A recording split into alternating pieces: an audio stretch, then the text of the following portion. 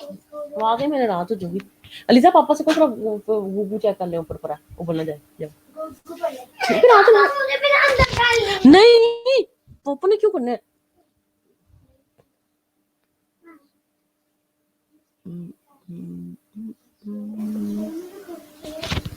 ELISA मैंने कहा जाओ दूध ऊपर check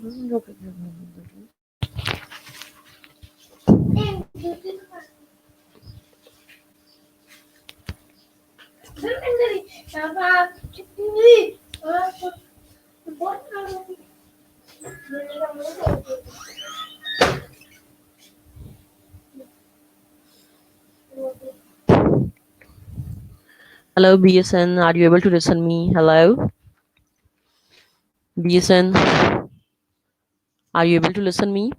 Girls, are you there?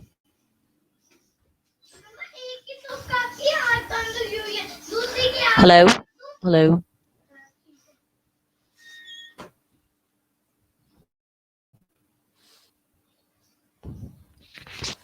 जी वालेकुम अस्सलाम, कैसे हो तुम सब? I hope all of you will be fine. So what about the yesterday lecture? Have you go through the yesterday lecture? The lecture of the nutrition, which was diet therapy in kidney diseases. Have you gone through that lecture?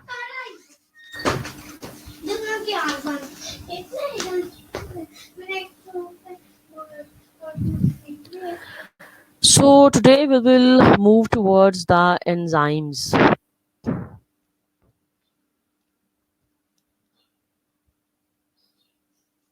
Please assure that all of you has the book of biochemistry by Faik Ahmed, because now my lectures will be from that book.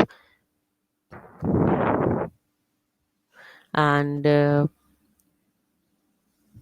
few topics were left in the chapter of the enzymes, and today we will try to cover that topic so that we will finish the chapter of the enzymes. As far as the previous lecture of the enzymes was concerned, we have done with the terminologies of the enzymes, like what is meant by the substrate, what is meant by the active site, coenzymes, cofactors, the factors which affect the rate of or the velocity of the enzyme activity. We have done with the inhibitors, and I asked all of you to at least revise one time all of these topics which we have covered, so that you may understand the next lecture. Because if you were unable to revise the previous one, we cannot move forward.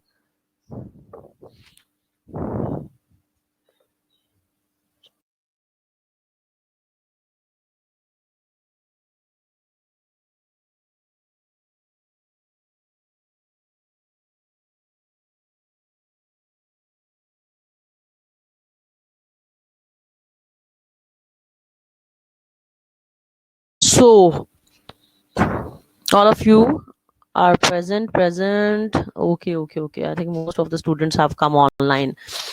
So जी आज जो है इंशाल्लाह जो factors हैं वो तो we have done with the in the last lecture, and we were doing the inhibitors, and we have also done the examples of the enzyme inhibitors. As I told you that in our body there are no enzyme inhibitor, because if inhibitors will be present in our body, then how enzymes can work?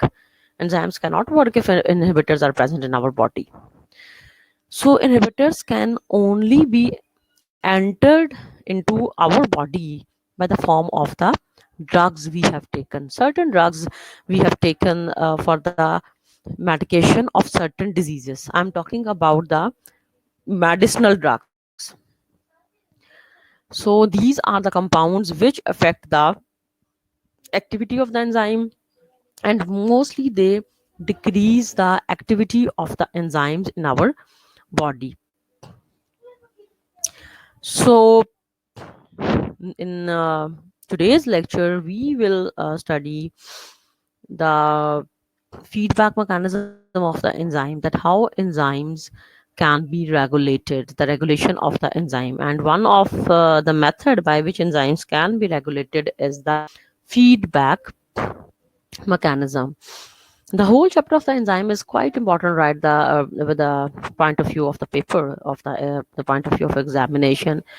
It is one of the important chapter of your content, course content, and especially the classification. Uh, no doubt it is lengthy, but it is quite important. The classification of the enzyme, and I asked you to do the major six classes of the enzymes. And as far as the subclasses of the enzymes are concerned, you can you must have the idea, or you must recall the names of the subclasses of the enzymes with one example. And I would not recommend to do the miscellaneous class of the enzymes, like it was cholinesterases or phospholipases, because if you have done with lipases, then it is enough. So classification is also important, and we have to memorize it as well. Now, I want to tell you that on the surface of enzyme, there is the one site which is called as the active site, which is a very important site at which the substrate binds to the enzyme. But other than this active site, we have certain other points, certain other sites on the surface of the enzymes, which are also very important. So I am telling you about कि enzymes के surface पे एक तो active site है which is a three dimensional cavity which is very important regarding the substrate because substrate gets fit on the surface of the enzyme into the pocket called as the active site. But other than this active site, we also have certain other sites which are called as the ligands means binding sites, and these sites are also very important. Now what is the function of these other binding sites? These other binding sites are called as allosteric sites. Allo means other and steric means site. So I am going to repeat it again, that on the surface of the enzymes we have one three-dimensional pocket-like cavity which is called as the active site, which is very important, no doubt. But other than this active site, we also have certain other sites on the surface of the enzymes, and these other sites are called as the allosteric sites. So allo means other and steric means site.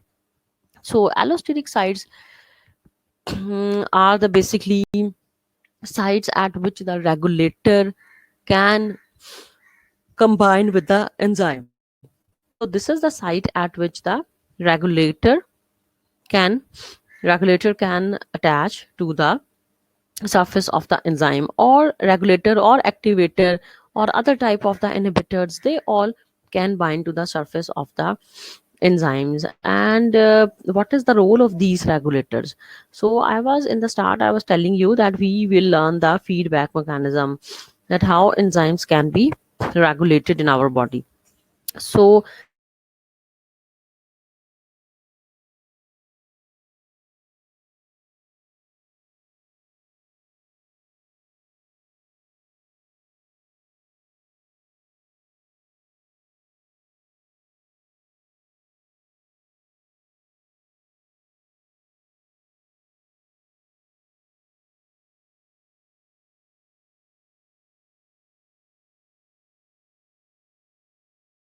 body by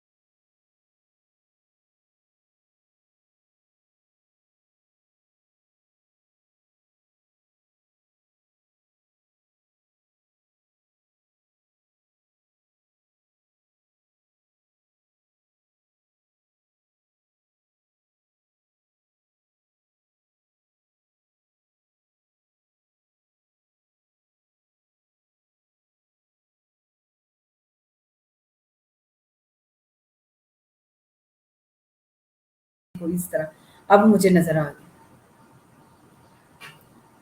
net का क्या कह रही हो? Net का क्या कह रही है? नहीं हो रहा।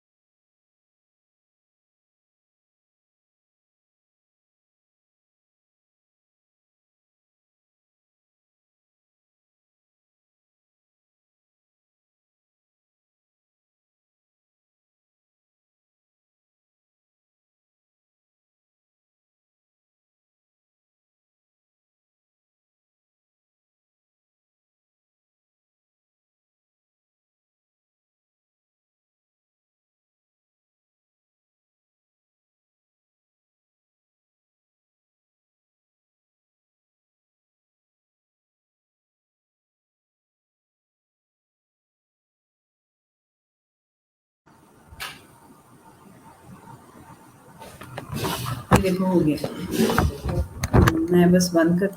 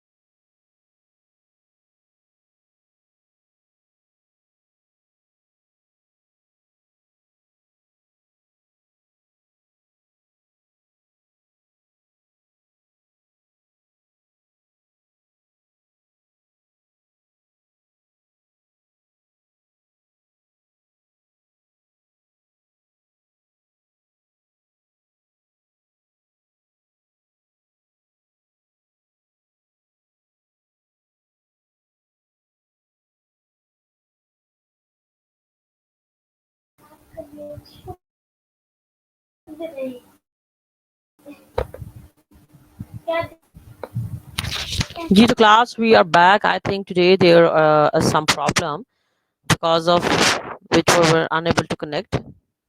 So now I think you all are able to listen or to your ear video audio both are working.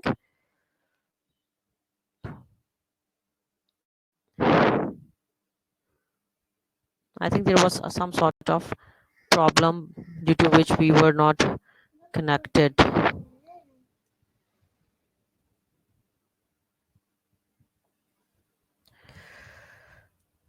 Hello? Oh, sorry. जी का नहीं ना हुआ नहीं आपकी साइड से जी बात कर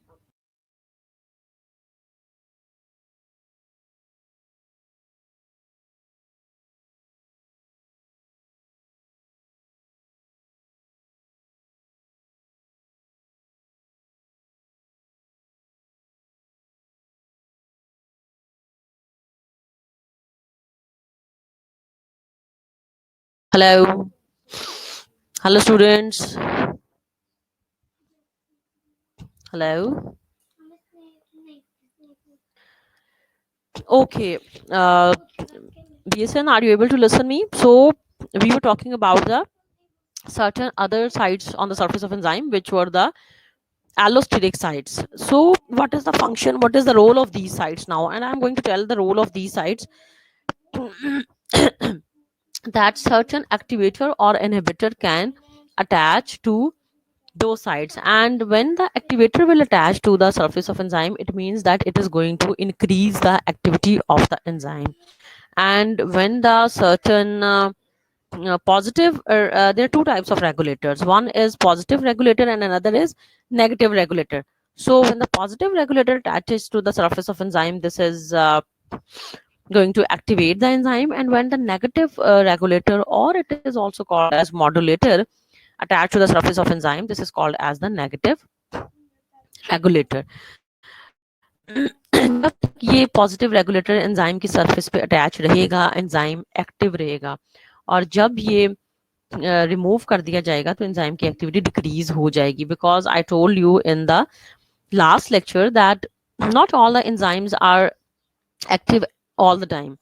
हर वक्त एंजाइम्स एक्टिव नहीं होते. They are only activated whenever they are needed. जब इनकी जरूरत होती है बॉडी में सिर्फ ये तब एक्टिव होते हैं, अदरवाइज ये डीएक्टिव हो जाते हैं. तो एक्टिव करने का एक तरीका तो था ना कि इनकी एक्टिव साइट जो है दैट हैज बीन कवर्ड. अब a second way to activate or deactivate the enzyme is that the certain regulators attach on the surface of the enzyme and they make the enzyme active or deactive. So one of the example is the phosphorylation. Whenever the phosphate group attached to the surface of enzyme, there are certain enzymes which activate by the process of phosphorylation. So as far as enzyme gets phosphorylated, they remain in their active state. And when the enzymes are dephosphorylated, they change into the active state. So this is one of the example of the enzyme activation, that there are certain regulators which attach on the allosteric site of the enzyme, and as far as these regulators attach with the enzyme remains active. And when these regulators have been removed from the enzyme come into the state of the deactive state.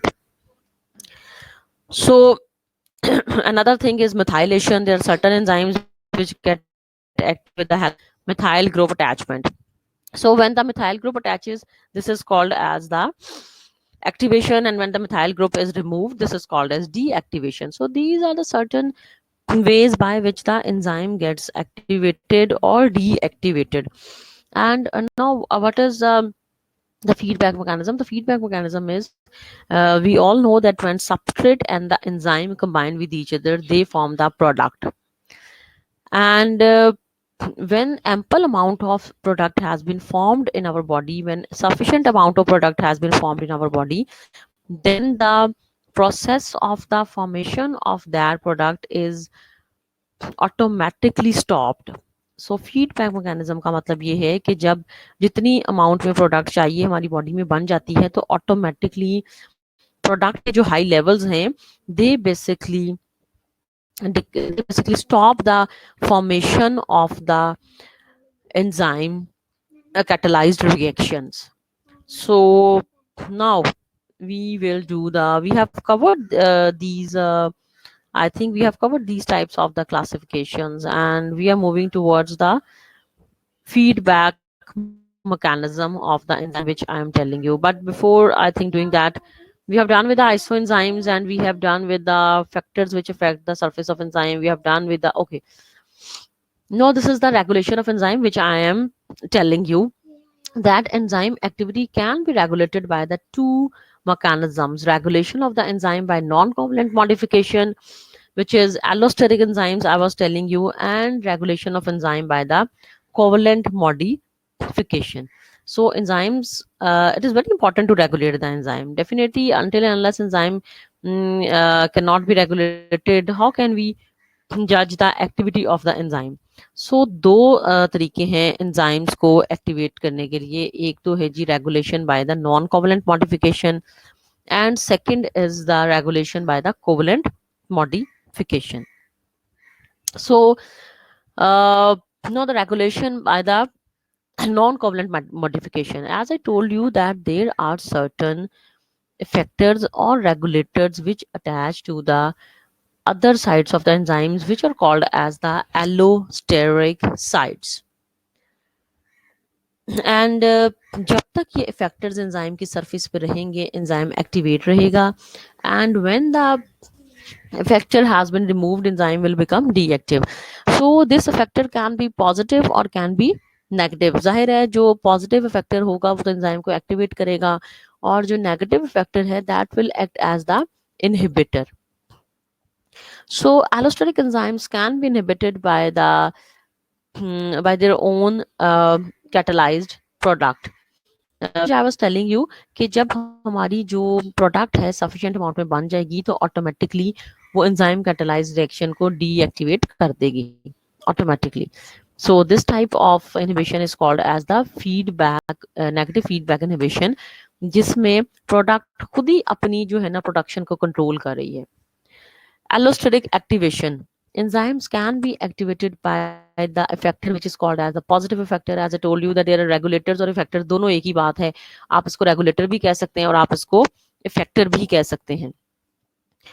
जी अब है जी feedback activation of the enzyme. Allosteric enzymes can be activated by the product of its own catalyzed reaction. जो भी मैंने बात की है कि जितनी ज़्यादा प्रोडक्ट बनेगी जो है वो जब एम्पल अमाउंट में सफिशिएंट अमाउंट में बन जाएगी तो अपना जो फर्स्ट वाला एंजाइम है, ठीक है, जो स्टार्टिंग हमारा जो एंजाइम था उसी को वो बिल्कुल जो है ना जी स्टॉप कर देगी और पूरा रिएक्शन जो है स्टॉप हो जाएगा.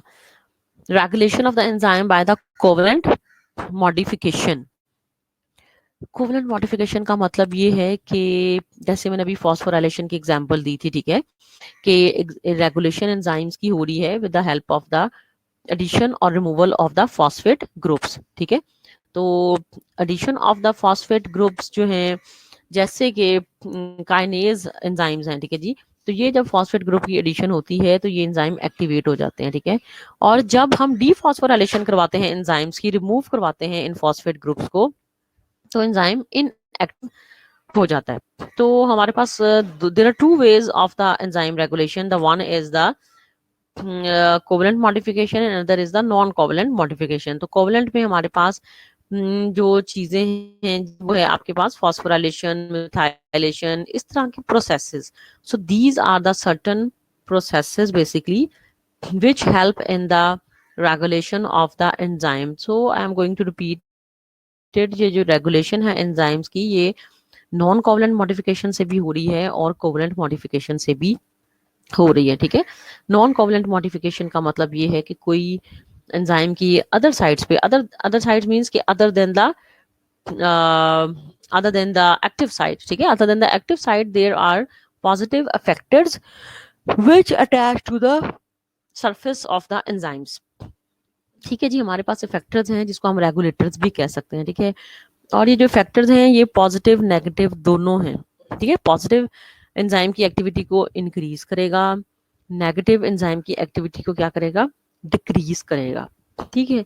और फीडबैक इनहिबिशन मैंने बताया है, तो I will explain it more to you in the live classes के जो हमारी फीडबैक एक्टिवेशन है एंजाइम की। इसका मतलब ये है कि जो प्रोडक्ट बन रही है, जाहिर है एंजाइम कैटेलाइज रिएक्शन में कोई ना कोई प्रोडक्ट तो बनती है, जैसे कि सुक्रेज एंजाइम सुक्रोज पे एक्ट कर रहा है।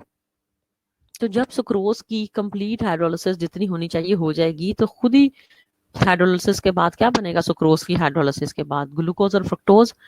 तो ये ग्लूकोज और फ्रक्टोज जब हमारी बॉडी में बन जाएंगे, तो ये खुद ही सुक्रेज एंजाइम को डीएक्टिवेट कर देंगे।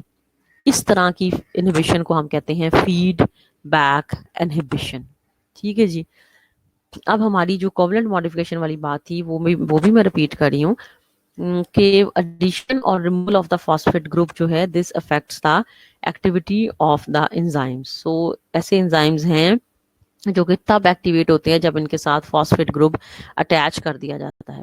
And there are certain enzymes which are deactivated on the dephosphorylation, कि जब हम ये फॉस्फेट ग्रुप रिमूव कर देंगे तो एंजाइम खुद ब खुद डीएक्टिवेट हो जाएगा, ठीक है। तो फॉस्फोराइलेशन जो है वो एक तरह की एग्जांपल है, इस तरह के और प्रोसेसेस हो सकते हैं, जैसे कि मिथाइलेशन है, ठीक है। इस तरह के और भी एग्जांपल्स हो सकती हैं जिसके रिजल्ट में एंजाइम एक्टिव या डीएक्टिव हो रहे हैं, ठीक है। अब ये है कि सारे एंजाइम्स तब एक्टिवेट नहीं होंगे जब हम फॉस्फेट ग्रुप लगाएंगे, कुछ एंजाइम तब एक्टिवेट होते हैं जब फॉस्फेट ग्रुप को रिमूव कर दिया जाए, ठीक है। और जब हम फॉस्फेट ग्रुप लगा देते हैं तो एंजाइम डीएक्टिवेट हो जाता है, तो it can be opposite also, ठीक है जी। तो फॉस्फेट की प्रेजेंस में कुछ एंजाइम एक्टिवेट हो रहे हैं और फॉस्फेट ग्रुप की एब्सेंस में कुछ एंजाइम एक्टिवेट हो रहे हैं। सो these are the certain processes which affect the activity of the enzyme in our body। हम बॉडी की बात कर रहे हैं कि एंजाइम्स एक्टिवेट और डीएक्टिवेट हो रहे हैं। अब सबसे जो हमारा इंपॉर्टेंट है ना कि क्लिनिकल डायग्नोसिस में एंजाइम्स का क्या रोल है। तो तुम लोग का जो प्रोफेशन है उसमें ये वाला टॉपिक तो बहुत ही ज्यादा हेल्पफुल है, I must say, because enzymes की जहाँ पे बहुत ज्यादा प्रॉपर्टीज हैं, वहाँ जो इसकी मेडिकल पॉइंट ऑफ व्यू से जो इम्पोर्टेंस ऑफ एंजाइम है, जो इसका रोल है in the clinical diagnosis, that is very much important. Because कभी भी a doctor can know about the disease until and unless आप जो है पेशेंट के ब्लड टेस्ट करवाएं। और ब्लड टेस्ट में जो हमारे एंजाइमेटिक, जो हमारे बायोकेमिस्ट्री टेस्ट में एंजाइमेटिक जो टेस्ट हैं, they are very very important, ठीक है। For example if someone is the liver patient, तो जब तक हम लिवर के टेस्ट नहीं कराएंगे, लिवर के एंजाइम्स के टेस्ट नहीं करवाएंगे कि वो अपनी नॉर्मल रेंज में हमारी बॉडी में प्रेजेंट हैं कि नहीं है, डॉक्टर कैन नेवर नो कि आपको लिवर डिजीज है। इसी तरह से जो हार्ट पेशेंट्स हैं, हार्ट पेशेंट्स भी अगर उनके लिए भी हार्ट की जो एंजाइम्स हैं, अगर वो अपनी जो नॉर्मल रेंज है उसी में फॉल कर रहे हैं, तो इट मीन्स कि हार्ट इज वर्किंग प्रॉपरली। तो अगर वो एंजाइम के लेवल हाई हो गए हैं, तो इसका मतलब है कि देयर इज सम डिसऑर्डर। तो एंजाइम्स की बहुत बड़ी इंपॉर्टेंस है कि एंजाइम्स जो हमारे प्लाज्मा में प्रेजेंट हैं, ब्लड में प्रेजेंट हैं, ठीक है, ऑर्गन्स के अंदर प्रेजेंट हैं। So body, in our body there are hundreds of enzymes, there are even thousands of enzymes. और इनकी वर्किंग अगर इफेक्ट हो जाए, तो इसका मतलब है जिस ऑर्गन में ये प्रेजेंट है वो ऑर्गन इफेक्ट हो जाएगा, ठीक है जी। तो enzymes play a very important role in the diagnosis of disease। किसी भी डिजीज को डायग्नोज करने के लिए जो एंजाइम्स के टेस्ट हैं वो करवाने बहुत ज़्यादा इंपॉर्टेंट हैं, ठीक है। और ये क्वेश्चन भी बड़ा इंपॉर्टेंट है regarding the exams point of view कि क्लिनिकल इंपॉर्टेंस जो है एंजाइम्स की वो क्या है, या एंजाइम्स क्लिनिकल डायग्नोसिस में एंजाइम्स का क्या रोल है। So we can say that enzymes play a great help in the diagnosis of the certain diseases। For example, amylase। amylase ऐसा एंजाइम है कि अगर पेनक्रियाज की कोई डिजीज हो, ठीक है, पेनक्रियाटाइटिस हो, ठीक है, या प्रोसाइटिस हो, ठीक है, तो इसमें इस एंजाइम का लेवल काफी ज्यादा बढ़ जाता है। यहाँ पे एंजाइम्स के नॉर्मल लेवल नहीं लिखे हुए, but I will share you with the slide और with a page at which enzymes के नॉर्मल जो लेवल्स है ना वो भी लिखे हों, यानी कि इनकी रेंज लिखी हो। ताकि हमें पता चल सके कि कितनी इसकी नॉर्मल रेंज है और इससे बढ़ जाएगी तो कौन सी डिजीज होगी। ठीक है, तो one of the enzyme is amylase. ठीक है, कौन सी डिजीज में इसके लेवल बढ़ते हैं, ये एमसीक्यू के लिहाज से भी बड़ा इंपॉर्टेंट है। पेनक्रियाटाइटिस इज द डिजीज जिसमें एंजाइम्स के लेवल जो हैं वो बढ़ जाएंगे। ठीक है, अगर किसी को पेनक्रियाज की इंफ्लामेशन है, ठीक है, पेनक्रियाज में कोई स्वेलिंग है, तो इस वजह से अमाइलेज के लेवल हमेशा रेज कर देंगे। जब हम अपने ब्लड का, प्लाज्मा का, अमाइलेज का टेस्ट करवाएंगे, इसके लेवल्स रेज आएंगे, तो डॉक्टर्स कैन कंफर्म कि there is some problem in the pancreas. इसी तरह से जी लाइपेज जो एंजाइम है, ये भी जो है एक्यूट पेनक्रियाटाइटिस में इसके लेवल्स भी जो है वो रेज कर जाते हैं, इसके लेवल्स भी बढ़ जाते हैं। ठीक है, और जितने बढ़ेंगे उससे डिजीज की सिवियरिटी का अंदाजा होगा कि डिजीज कितनी सिवियर है। फॉर एग्जांपल, अगर लाइपेज का जो है normal of the lipase is 10 microlitres, normally जो एंजाइम्स को हम लेते हैं ना, that is in the unit per litre में लेते हैं। ठीक है, यूनिट्स पर लीटर, इसकी यूनिट्स ही हैं U/L। ठीक है, तो नॉर्मली एंजाइम्स की जो अमाउंट है, जो रेंज है, that is in the units पर लीटर। तो अगर सपोज इसकी 10 यूनिट्स पर लीटर है, अगर 20 होगी तो इसका मतलब है डिजीज का कोई इतना खास प्रॉब्लम नहीं है, इतना खास मसला नहीं है। लेकिन अगर इसके लेवल्स जो हैं 50 से 100 से भी ज्यादा क्रॉस कर गए हैं, इसका मतलब ये है कि ढेर सारी कोई प्रॉब्लम है, कोई जिसकी वजह से आपके पैनक्रियास जो हैं वो सफर कर रहे हैं, जो इफेक्ट कर रहे हैं। तो जितने ज्यादा एंजाइम्स के लेवल्स बढ़ेंगे, इसका मतलब है उतना ज्यादा जो है जी वो प्रॉब्लम है आपकी ऑर्गन में। तो इस वजह से एंजाइम्स जो हैं जी वो बहुत ज्यादा रोल प्ले कर रहे हैं in the diagnosis of certain diseases, and this is very important one. Now the next is the cholinesterase. Cholinesterase is decreased in liver disease and increase in nephrotic syndrome. अब इस enzyme के दो तरह के functions हैं। ठीक है जी, दो तरह के फंक्शंस क्या हैं इस एंजाइम के, कि अगर तो कोई लिवर का डिसऑर्डर है तो ये एंजाइम जो है वो उसकी अमाउंट जो है बॉडी में, इसके लेवल्स जो हैं वो डिक्रीज हो जाएंगे, यानी कि कम हो जाएंगे।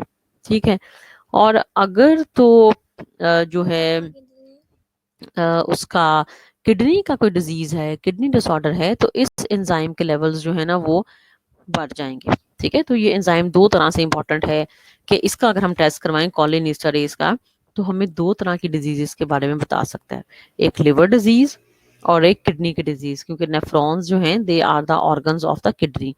तो हमें ये नेफ्रोटिक सिंड्रोम के बारे में भी बता सकता है और हमें ये लिवर डिजीज के बारे में भी बता सकता है। कोलिनेस्टरेज लिवर डिजीजेस में इसके लेवल्स डिक्रीज कर जाएंगे, और जो किडनी डिजीजेस हैं उसमें इसके लेवल्स इंक्रीज कर जाएंगे। इसके बाद है जी अल्कलाइन फॉस्फेटेज। अल्कलाइन फॉस्फेटेज जो है जी, this is the enzymes which is increased in hyper parathyroidism. ठीक है, हाइपर पैराथायरॉयडिज्म। ठीक है, आपने थायराइड ग्लैंड के तो हार्मोन्स के बारे में सुना होगा। जैसे थायराइड ग्लैंड है, वैसे ही एक ग्लैंड है जिसको हम कहते हैं पैराथायरॉयड ग्लैंड। ठीक है, पैराथायरॉयड ग्लैंड भी उसी तरह से है। ठीक है, आपकी जो है, अच्छा जी, लुबना बदूल ने क्या पूछा, व्हिच इज पैरोटिटाइटिस। पैरोटिटाइटिस जो है that is the basically this is the basically salivary basically gland, जो हमारी सलाइवा में सलाइवरी ग्लैंड है उसको हम कहते हैं पैरोटिस। ठीक है, तो this is one of the salivary gland. ठीक है, और ये इसमें जब इन्फ्लामेशन हो जाती है तो उसको हम कहते हैं पैरोटिटाइटिस। ठीक है, लुबना बतूल मैम, ये एंजाइम लिवर और किडनी के फंक्शंस में क्या रोल प्ले करता है जी। Alkaline phosphatase, if you are talking about the alkaline phosphatase, तो ये जो है सबसे पहले तो ये हाइपर पैराथायरॉयडिज्म में बढ़ जाएगा। दूसरा, अगर किसी को ऑब्स्ट्रक्टिव जॉन्डिस हुआ होगा, पीला यरकान या हेपेटाइटिस वगैरह, तो उसमें भी अल्कलाइन फॉस्फेटेज बढ़ जाएगा। अब मैं तुम लोग को बता दूं कि अल्कलाइन फॉस्फेटेज की जो लिमिट है ना, ये जो इसकी नॉर्मल लिमिट्स, क्योंकि मैं यहाँ पे नहीं लिखी हुई इसलिए मैं तुम लोग को बता दूं कि 5 यूनिट पर लीटर से लेके जो है ना इसकी लिमिट टू 300 तक होती है। तो देखो एंजाइम्स जो है ना ये प्रेजेंट होते हैं हमारे सेल्स के अंदर, ठीक है, लिवर सेल्स के अंदर एंजाइम्स प्रेजेंट होंगे, ठीक है। जब लिवर का कोई डिसऑर्डर होगा, लिवर डैमेज होगा, तो ये एंजाइम लिवर से लीक होके आपके प्लाज्मा में चले जाएंगे। जब ये प्लाज्मा में आने लग जाएंगे, क्योंकि मैंने बताया इसकी वैल्यू नॉर्मल एंजाइम्स की, जिगर के सिर्फ एंजाइम्स की बात कर रही हूँ, कि इनकी जो वैल्यू है वो 0 से 5 यूनिट पर लीटर तक नॉर्मल होती है, ठीक है। SGPT SGOT अभी आगे आएंगे, हम उनकी बात करेंगे। तो the normal limit of the enzyme is between 0 to 5 units पर लीटर, एंड मैक्सिमम जो इनकी नॉर्मल लिमिट है ना वो है 45 तक। कुछ लोग 50 तक भी नॉर्मल कहते हैं, बट आई वुड नॉट से दिस इज लाइक 40 तक जो है ना इन एंजाइम्स की नॉर्मल लिमिट है। मैं लिवर एंजाइम्स की सिर्फ बात कर रही हूँ, ठीक है, जो लिवर के एंजाइम है SGPT SGOT, इनकी जो नॉर्मल लिमिट है वो है जी, जैसे फॉर एग्जाम्पल 45 तक, यानी कि 5 से लेके 45 यूनिट्स पर लीटर तक इसकी नॉर्मल लिमिट है। तो ये एंजाइम सेल्स में प्रेजेंट है, ठीक है। और प्लाज्मा में सिर्फ कितनी लिमिट है इसकी, 5-5 तक। When sound is the liver disorder, तो ये एंजाइम्स लिवर सेल से लीक कर जाएंगे और ये एंजाइम्स आपके प्लाज्मा में शो होना शुरू हो जाएंगे। जब हमने एंजाइम का टेस्ट करवाया और एंजाइम्स के लेवल आए 80 90 100, इवन इवन ये जो लिवर के एंजाइम्स हैं 1000 तक भी पहुंच सकते हैं, ठीक है, 1000 2000, तो इसका मतलब है कि डिजीज बहुत ज्यादा स्वेयर है, ठीक है। जितने एंजाइम्स के हाई लेवल होंगे उसका मतलब है कि डिजीज बहुत ज्यादा स्वेयर है। इसी तरह से अल्कलाइन फॉस्फेटेज है। एक तो ये पैराथायराइड ग्लैंड, ठीक है, parathyroid glands are the small glands which are embedded in the thyroid gland. Thyroid gland के साथ हमारे पास 4 पैराथायराइड ग्लैंड्स होती हैं, ठीक है।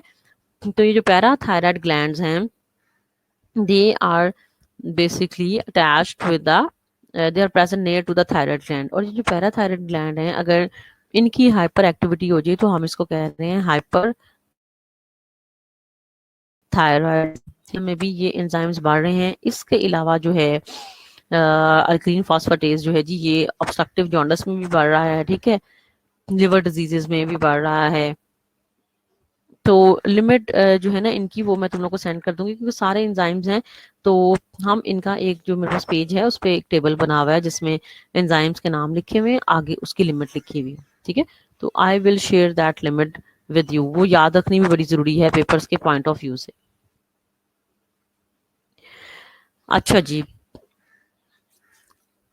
इसके बाद है जी serum glutamate pyruvate transaminase और एलानिन ट्रांस अमाइनेज, ठीक है। SGPT भी इसको हम कहते हैं और ALT भी इसको हम कहते हैं। ये बड़ा इंपॉर्टेंट एंजाइम है लिवर का, ठीक है, SGPT भी कहते हैं। अच्छा एक और चीज के एग्जाम्स में कभी भी क्वेश्चन आता है तो प्लीज एब्रीवेशंस मत लिखो, अगर एब्रीवेशन लिखनी है तो ब्रैकेट में उसका फिर पूरा नाम भी लिखो। जैसे आप सिर्फ SGPT लिख दें, आप ये समझे कि अगले को पता है कि SGPT क्या है, ठीक है, ये गलत है। आपने पूरा लिखना है serum glutamate pyruvate transaminase या एलानिन ट्रांस अमाइनेज, इसको हम ALT भी कहते हैं और इसको हम SGPT भी कहते हैं। दोनों जो हैं वो एक एंजाइम के दो नाम हैं।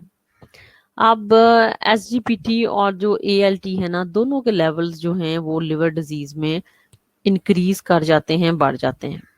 SGPT और ALT, इसकी मैं नॉर्मल लिमिट तुम लोगों से शेयर कर रही थी कि 5 से 45 तक होती है, 5 to 45 ये मैक्सिमम लिमिट है, ठीक है। कुछ बुक्स में डिफरेंट है, 5 से 40 तक भी लिखा होगा, ठीक है। तो अगर इसके वैल्यू किसी का भी टेस्ट SGPT का 40 ज्यादा आता है 50-60, तो इसका मतलब है कोई एक्यूट लिवर डिजीज है, ठीक है, यानी कि बहुत ज्यादा लिवर का डैमेज नहीं है। But if the value is more than like 100 or 120 or 150 or even thousands, it means कि लिवर बहुत ज़्यादा इफेक्ट हुआ है, ग्रेटली इफेक्ट हुआ है। तो जितने ज़्यादा लेवल्स हाई होंगे ये उतना ज़्यादा फिर हमें डिजीज के सिविरिटी के बारे में बताएगा। अच्छा एक चीज़ है डायग्नोसिस ऑफ द डिजीज और एक चीज़ होती है प्रोग्नोसिस ऑफ द डिजीज, दोनों में डिफरेंस है, ठीक है। जी हिरा जफर अपना कनेक्शन प्लीज रिकनेक्ट कर लो, जिन लोगों को आवाज नहीं आ रही, जो लोग लिख रहे हैं आवाज कट रही है, वो प्लीज अपना कनेक्शन जो है वो रिकनेक्ट कर लें, ठीक है। मैं भी कर लेती हूँ लेकिन तुम लोग भी अपना कनेक्शन जो है वो रिकनेक्ट कर लो। अच्छा आई वाज टेलिंग कि ये जो एंजाइम्स है इनके दो तरह से रोल है, एक तो ये डिजीज की डायग्नोसिस में बड़े इंपॉर्टेंट है, सेकेंडली ये डिजीज की प्रोग्नोसिस में बड़ा इंपॉर्टेंट है। अब प्रोग्नोसिस का मतलब क्या है? प्रोग्नोसिस का मतलब ये है कि डिजीज किस तरफ जा रही है, आपकी इंप्रूवमेंट की तरफ जा रही है और ज्यादा वर्स हो रही है, ठीक है। तो प्रोग्नोसिस का मतलब होता है cure of the disease, if the disease is improving with the medicine which has been prescribed by the doctor। तो दो चीजें हैं, ठीक है जी, डायग्नोसिस और प्रोग्नोसिस। तो जी हम 10 मिनट की ब्रेक कर रहे हैं, तुम लोग अपने कनेक्शंस रिकनेक्ट कर लो और उसके बाद हम वापस आ रहे हैं, ठीक है। We are going to have the break of the 10 minutes and after that we are coming back।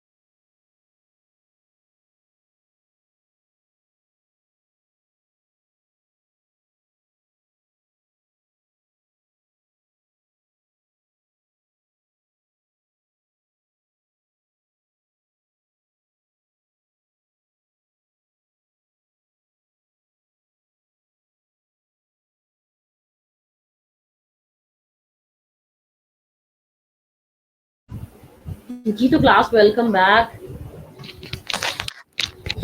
Ji hello, welcome back. We are back finally. We are back, class. Yes, it was a break of 10 minutes. It was a break of 10 minutes. So I advise all of you to reconnect the connection. जिन जिनको आवाज़ नहीं आ रही थी, audio video issues थे, तो I have also reconnected. आप लोगों से भी एडवाइस थी कि रिकनेक्ट कर लो. Sometimes there is a problem of the signal, definitely, जिसकी वजह से थोड़ा सा प्रॉब्लम हो जाता है, ठीक है, आवाज़ वगैरह का. तो जी हम कर रहे थे एंजाइम्स की क्लिनिकल डायग्नोसिस में इम्पोर्टेंस क्या है. और एक दफ़ा ज़रा मुझे कंफर्म कर दो कि you are to listen me. ठीक है जी, जी पता चल रहा है. Thank you. तुमको मैसेजेस से आइडिया हो जाता है कि तुम लोग को आवाज़ आ रही है. तो जी अब हम एक चीज़ मैंने बताया कि डिजीज़ का डायग्नोसिस होता है और एक चीज़ होता है डिजीज़ का प्रोग्नोसिस. प्रोग्नोसिस का मतलब ये आम लफ्ज़ों में ये है कि डॉक्टर ने आपको जो मेडिसिन दी हैं वो काम कर भी रही हैं कि नहीं पॉजिटिव वे में. ठीक है, तो एंजाइम्स का पहले आपने जब डिजीज़ शुरू हुई आपको पता चला है, तब सपोज आपने टेस्ट कराया है, तो आपको अगर किसी को हेपेटाइटिस हो गया, उसने टेस्ट कराया है, तो उसका SGPT के लेवल्स थे जी 100. अब डॉक्टर ने आपको जो है एंटीवायरल ज़ाहिर ड्रग्स दी हैं, क्योंकि वायरल हेपेटाइटिस होता है तो उसके लिए एंटीवायरल ड्रग्स होती हैं. रिबावायरन दी है, कोई भी और ड्रग दी है, इंटरफेरॉन के इंजेक्शन हैं. उसके बाद जब आपने टेस्ट करवाया है तो आपके वैल्यूज आ गए हैं 70. इसका मतलब है कि आपकी जो मेडिकेशन है that is very effective against your disease. तो ये एंजाइम्स हमें बता रहे हैं, ठीक है, कि एक तो डिजीज हो गई है कंफर्म, ये बता रहे हैं, ठीक है, कि there is some disorder in the liver, कि आपके ऑर्गन में कोई ना कोई डैमेज है. दूसरा, हमें आपके एंजाइम्स के लेवल्स ये बता रहे हैं कि आपने जो मेडिकेशन स्टार्ट की है वो वर्क भी कर रही है कि नहीं सही मायनों में. तो ये दो काम है जी एंजाइम्स के, एक डायग्नोसिस ऑफ द डिजीज और एक है प्रोग्नोसिस ऑफ द डिजीज. इसके बाद जी है जी serum glutamate oxaloacetate transaminase which is also called as SGOT. ठीक है, और इसको हम एस्पार्टेट ट्रांस अमाइनेज भी कहते हैं. ठीक है, तो इस एंजाइम के भी दो नाम हैं, serum glutamate oxaloacetate transaminase और AST. ठीक है, और serum glutamate pyruvate transaminase जिसको हम ALT भी कहते हैं. ठीक है, alanine transaminase. So these are the two names of the single enzyme. ठीक है जी, इसके भी लेवल्स जो है ना वो 40 तक नॉर्मल होते हैं और ये भी इंक्रीज करेंगे. तो इट इज कंफर्म कि जी आपको, अच्छा कंफर्मेटरी टेस्ट और भी होते हैं. ठीक है, ये लिवर डिजीजेस में भी हेल्पफुल है और ये हार्ट डिजीजेस में भी हेल्पफुल है, मायोकार्डियल इन्फेक्शन वगैरह में भी हेल्पफुल है. अब देखो जो SGPT है ना ये सिर्फ लिवर डिजीज में बढ़ेगा, लेकिन SGOT है ना ये लिवर डिजीज में भी बढ़ेगा और ये हार्ट की डिजीज में भी बढ़ेगा. तो अगर तो ये दोनों के लेवल्स बढ़ रहे हैं ना तो इसका मतलब है कि लिवर की ही डिजीज है. लेकिन अगर सिर्फ AST बढ़ रहा है और ALT यानी कि SGPT नहीं बढ़ रहा, इसका मतलब है हार्ट की कोई प्रॉब्लम है, दिल की कोई बीमारी है, लिवर की कोई डिजीज नहीं है. ठीक है जी, तो ये एंजाइम्स के जो लेवल्स हैं ये हमें ये इंडिकेट कर रहे हैं. तो SGOT के बाद है जी क्वाटीन फॉस्फोकाइनेज CPK. ठीक है, CPK भी जो एंजाइम है ना that is important for the diagnosis of the myocardial infection and this increases in the disease of muscles also. ठीक है, तो अगर कोई मस्कुलर डैमेज है जैसे कि हार्ट के मसल्स का डैमेज है तो फिर भी जो है वो CPK बढ़ जाएगा. इसी तरह से मायोकार्डियल इन्फेक्शन है फिर भी जो है ना वो CPK बढ़ जाएगा. तो CPK is the basically creatine phosphokinase enzyme का नाम है और ये हम नॉर्मली जिन लोगों को हार्ट अटैक वगैरह होता है उनमें हम करते हैं. ठीक है, कि हार्ट के मसल्स को कितना डैमेज पहुंचा है. ठीक है, अक्सर लोग जिनको हार्ट अटैक होता है उनके मसल्स काफी डैमेज होता है, तो ये एंजाइम हमें वो डैमेज की एक्सटेंट भी बताता है. अच्छा, ये जो एंजाइम के टेस्ट है ना इसके बाद कंफर्मेटरी टेस्ट और भी होते हैं. सिर्फ ये नहीं है कि किसी को लिवर डिजीज है SGPT SGOT से कराए तो पता चल गया जी के वायरल हेपेटाइटिस हो गया. ये इंडिकेट करते हैं कि लिवर का कोई बीमारी है, फिर आप PCR टेस्ट करवाते हो जिससे पता चलता है कि वायरस है भी कि नहीं. ठीक है, और वायरस है तो उसकी अमाउंट कितनी है. तो इनके अलावा भी ये स्टार्टिंग के हमारे टेस्ट हैं, इनके अलावा भी सर्टन कंफर्मेटरी टेस्ट होते हैं जो कि हमें डिजीज का बताते हैं. जी मैं SGOT रिपीट कर रही हूँ, serum glutamate oxaloacetate transaminase भी इसको हम कह रहे हैं, और एस्पार्टेट ट्रांस भी कह रहे हैं। दो नाम है एक एंजाइम, दो डिजीजेस में बढ़ जाता है, एक लिवर और एक हार्ट। ठीक है, मैंने ये कहा था कि अगर आप जब लिवर के टेस्ट करवाते हो ना, तो फिर आप खाली एसजीपीटी या वो नहीं करवाते, आप फिर सारे कराओगे, एसजीपीटी भी, एसजीओटी भी, एलानिन अल्काइन फॉस्फेटेज जिसको हम एएलपी कहते हैं वो भी कराएंगे। अगर तो देखो एसजीपीटी एसजीओटी दोनों बढ़ रहे हैं, दोनों ज्यादा हैं, इसका मतलब है लिवर डिजीज है। और अगर सिर्फ अकेला एसजीओटी बढ़ रहा है, एसजीबीटी बिल्कुल फिट है, इसका मतलब है ये हार्ट डिजीज है, क्योंकि ये दोनों में बढ़ रहा है ना, एसजीओटी लिवर में भी बढ़ रहा है और ये हार्ट में भी बढ़ रहा है। और हार्ट का फिर एक और टेस्ट भी है, सीपी के भी है, फिर आप वो करवा सकते हैं। इसी तरह से हार्ट का एक और टेस्ट भी है विच इज लैक्टेट डिहाइड्रोजिनेज। ठीक है, ये भी मायोकार्डियल इन्फेक्शन बढ़ रहा है। और एक तो लिवर डैमेज में, लिवर में एलडीएच का आई विल सजेस्ट कि बहुत ज्यादा रोल नहीं है, लेकिन इसका जो है ना ज्यादा रोल जो है ना वो हार्ट डिजीज के डायग्नोसिस में है कि अगर एक्यूट मायोकार्डियल इन्फेक्शन है तो एलडीएच रेज कर रहा है। इसी तरह से एक्यूट लिवर डैमेज है तो फिर भी कुछ हद तक जो है ना वो एलडीएच रेज कर रहा है। इसके बाद है जी gamma glutamyl transferase which is called as GGT, gamma glutamyl transferase. So this enzyme is important for the diagnostic of alcoholic liver disease. अब देखो ये एंजाइम स्पेसिफिक है, ये सिर्फ उन लोगों के लिए स्पेसिफिक है जो जिनको लिवर डिजीज तो होता है, बट वो होता है due to the excessive consumption of the alcohol. जब कोई अल्कोहल की बहुत ज्यादा एक्सेसिव कंजप्शन करता है तो हमें पता है कि उसकी वजह से भी लिवर सिरोसिस हो जाता है। सिरोसिस की एक मेन वजह मेरे ख्याल में हमने न्यूट्रिशन में भी पढ़ी थी कि लिवर सिरोसिस की मेन वजह ये है कि ऐसे लोग जो कि अल्कोहल बहुत ज्यादा कंज्यूम करते हैं, तो अल्कोहल कंजप्शन की वजह से जो लिवर डैमेज हो रहा है, जो लिवर सिरोसिस हो रहा है, उसके लिए we have the special test which is called as the gamma glutamyl transferase. ठीक है, और यहाँ अगर हमारे पास कोई हेप्टोबाइलरी ऑब्स्ट्रक्शन है, हेप्टोबाइलरी का मतलब ये है कि आपके लिवर से जो बाइल रिलीज हो रहा है, ठीक है, तो बाइल फ्लो में जो ऑब्स्ट्रक्शन आ रही है उसको हम कह रहे हैं हेपेटोबाइलरी ऑब्स्ट्रक्शन। तो gamma glutamyl transferase alcoholic liver cirrhosis को डायग्नोस करेगा, और बाइलरी फ्लो में, बाइल के फ्लो में जो ऑब्स्ट्रक्शन है ना, उसमें उसमें भी ये जज करेगा, उसको भी डायग्नोस करेगा।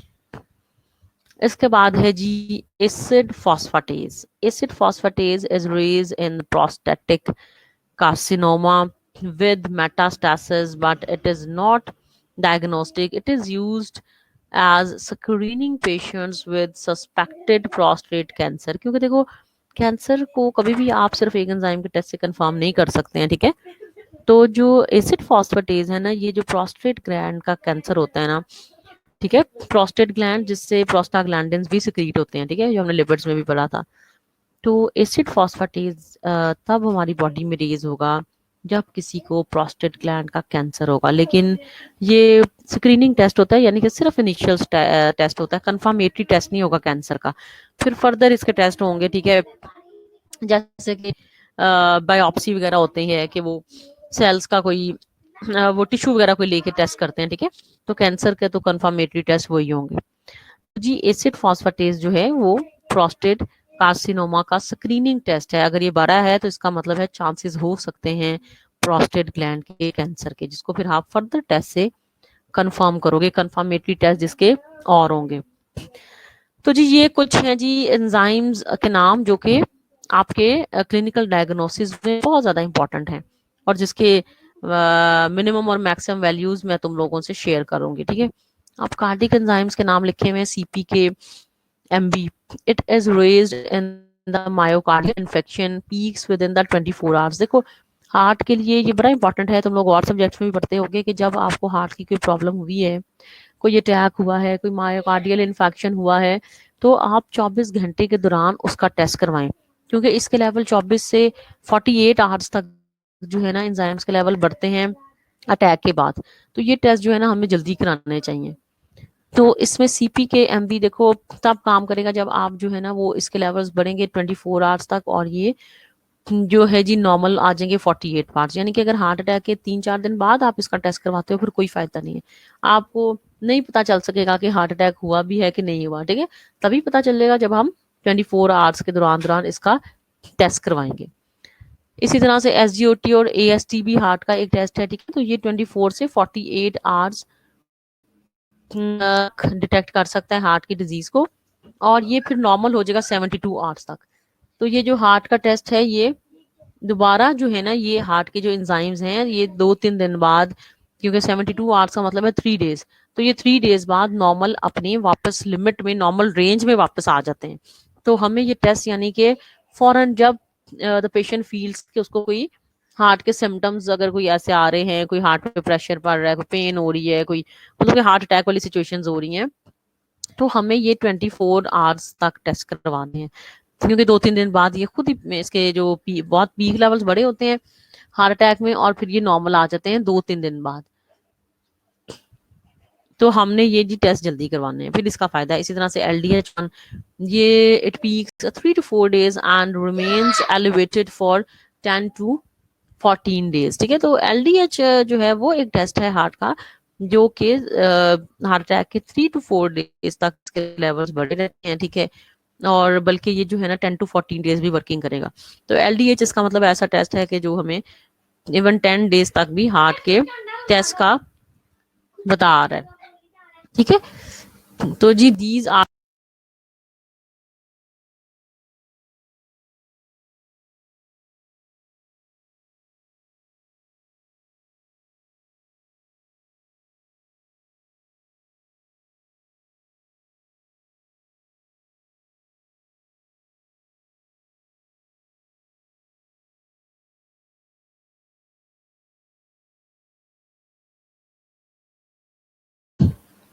Hello hello. अच्छा जी, इसके बाद LDH के बाद जी है हमारे पास है nowadays these enzymes are not used basically for the diagnosis of the heart attack। अब आजकल जो है ना जी, ये जो LDH, SGOT and CPK, these are the basically enzymes which are no more used for the diagnosis of the heart diseases।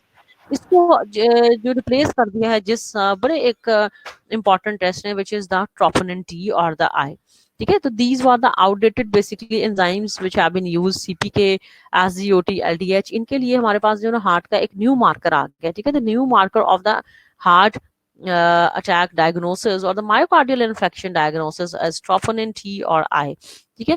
So this is the basically the test which is more commonly used for the investigation for the diagnosis of the myocardial infection। No doubt cardiac enzymes CPK-MB, SGOT or AST or LDH, the three of these enzymes have the function which is related to the diagnosis of the heart diseases, but they have been replaced with a new enzyme which is called as the troponin T or the troponin I, ठीक है। तो ये ज्यादा effective है, इस वजह से इसको हमने इसको रिप्लेस कर दिया गया है। Now the very important another topic which is related to the clinical importance of the enzyme is the use of the enzyme in the medicines. तो मेडिसिन्स में भी क्या है कि एंजाइम का जो यूज है ना वो बहुत ज्यादा हो रहा है, and they are also important as a to be used as a medicines। इसके अलावा if there are deficiency of the certain enzymes in our body, then it also lead towards certain diseases, ठीक है। We will also study in the metabolism of carbohydrates, proteins and lipids के enzymes के जो deficiency है इसकी वजह से ढेर सारे disease हो रही हैं। तो there are certain enzymes which have been listed here, they are involved in the deficiency of the hemolytic anemia, ठीक है। तो दीज आर द एंजाइम्स कि जब इनकी बॉडी में डेफिशिएंसी हो जाएगी तो ये एनीमिया कॉज करेंगे। अब ये कौन से एंजाइम्स हैं? तो 3 of the names of the enzymes are given। The first one is glucose 6 phosphate dehydrogenase, ठीक है, of HMP pathway, hexose monophosphate pathway। HMP का मतलब है hexose monophosphate pathway, ठीक है। तो glucose 6 phosphate dehydrogenase enzyme glucose के मेटाबॉलिज्म का एक पाथवे का एंजाइम है, और अगर इसकी बॉडी में डेफिशिएंसी हो जाती है तो उन लोगों में एनीमिया होने के चांसेस बहुत ज्यादा हो जाते हैं। इसके अलावा पायरुवेट काइनेज, ठीक है, we all are familiar with the glycolysis which is oxidation of glucose, ठीक है। जब ग्लूकोज की ब्रेकडाउन होती है और पायरुवेट बनता है तो उस पाथवे का एक एंजाइम है pyruvate kinase, and the deficiency of this enzyme is congenital और जेनेटिक और बाय बर्थ। ये जो एंजाइम्स की डेफिशिएंसी होती है, तो most of the time this deficiency is basically genetic. Normally I am telling you कि एंजाइम्स हैं, इनकी डेफिशिएंसीज जेनेटिक डेफिशिएंसीज होती हैं, बाय बर्थ होती हैं। ऐसा नहीं है कि कोई 10 साल बाद 20 साल बाद आपकी बॉडी में एंजाइम डेफिशिएंट हो गया। तो नॉर्मली ये ज्यादातर ये कंजेनिटल डेफिशिएंसीज होती हैं, ठीक है। तो इसी तरह से ये जो तीनों एंजाइम्स हैं ना, अगर इनकी बॉडी में डेफिशिएंसी हो रही है, और ये तीनों हमारे कार्बोहाइड्रेट मेटाबॉलिज्म के एंजाइम, ठीक है, तीनों की अगर डेफिशिएंसी है, इनमें से एक ही भी डेफिशिएंसी है, तो they can lead towards the haemolytic anaemia. इनकी वजह से एनीमिया होगा। अब क्यों होगा? क्योंकि देखो, हर सेल को तकरीबन ग्लूकोज चाहिए होता है for the source of energy, और ये सारे कार्बोहाइड्रेट मेटाबॉलिज्म के एंजाइम्स हैं, ठीक है। तो अगर आपकी बॉडी में ग्लूकोज नहीं बन रहा किसी भी वजह से, तो सेल्स की हेमोलाइसिस हो सकती है। हेमोलाइसिस का मतलब है break down of the cells, ठीक है। और ज्यादातर ये रेड ब्लड सेल्स की ब्रेक डाउन होती है। तो अगर आरबीसीज की ब्रेक डाउन हो रही है एंजाइम्स की डेफिशिएंसी की वजह से, तो इसका मतलब है कि एनीमिया हो रहा है। हाँ जी, अदीना ने पूछा है कि प्रोग्नोसिस का मतलब क्या है। मैंने दोबारा बताया है कि प्रोग्नोसिस का मतलब ये होता है कि इम्प्रूवमेंट ऑफ द डिजीज, ठीक है, कि डिजीज इंप्रूवमेंट की तरफ जा भी रही है कि नहीं, प्रोग्नोसिस, ठीक है। एक है डायग्नोसिस और दूसरी टर्म है prognosis, progress toward the disease. So prognosis is basically, prognosis का जो मतलब है that is the progress towards the disease, के डिजीज में प्रोग्रेस क्या है, ठीक है। तो उसको हम कह रहे हैं बेसिकली प्रोग्नोसिस, ठीक है जी। तो प्रोग्नोसिस का मतलब है, प्रोग्नोसिस का मतलब जो है that is the progress towards the disease. तो is it clear? Prognosis.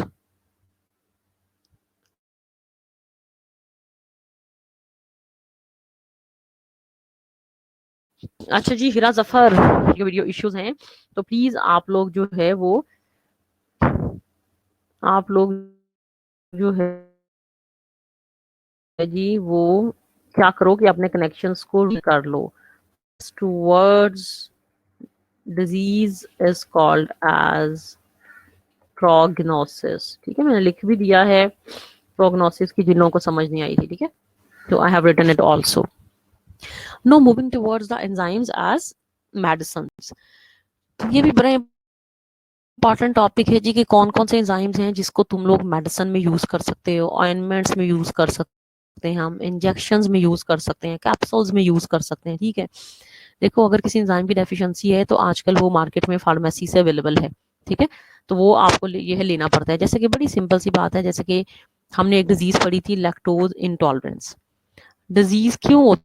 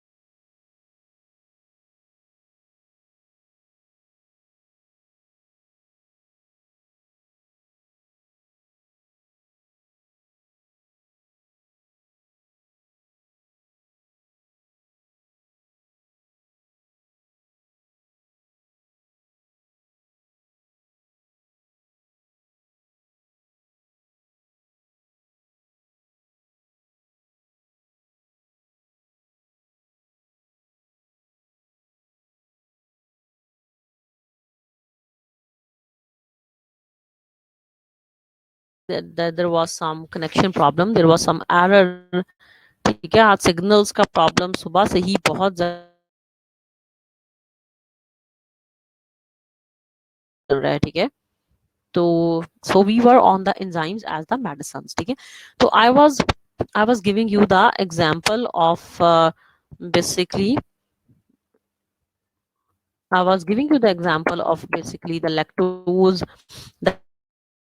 Digesting enzyme which is lactase. ठीक है, तो जो लैक्टेज है बेसिकली अगर कुछ लोगों की बॉडी में नेचुरली नहीं है और हम डाइट से ले लेते हैं तो we are able to eat the dairy products. ठीक है, अगर हम लैक्टेज मेडिसिन में ले रहे हैं तो इसका मतलब ये है कि आप डेयरी प्रोडक्ट्स को कंज्यूम कर सकते हो। ठीक है, तो ये तो एक वैसे एग्जांपल थी। अब डाइजेस्टिव डिसऑर्डर है जिन लोगों में लाइपेज नहीं है, यानी कि लिपिड्स को डाइजेस्ट करने वाला एंजाइम नहीं है, तो ऐसे लोग तो फैटी फूड कभी भी खा नहीं सकेंगे। अगर लाइपेज की डेफिशिएंसी है बॉडी में तो हम लिपिड जो फूड है, जो आपके ट्राइग्लिसराइड्स हैं, जो आपके फैट्स हैं, वो हम नहीं ले सकते।